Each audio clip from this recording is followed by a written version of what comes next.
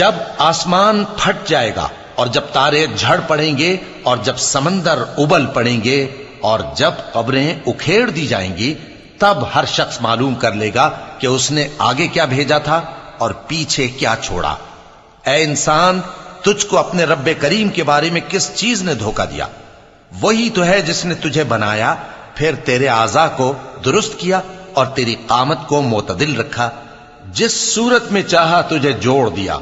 मगर अफसोस तुम लोग जजा को झुटलाते हो, हालांकि तुम पर निगहबान मुकर्रर हैं, यानी मुअज़्ज़ज़ कातिबीन।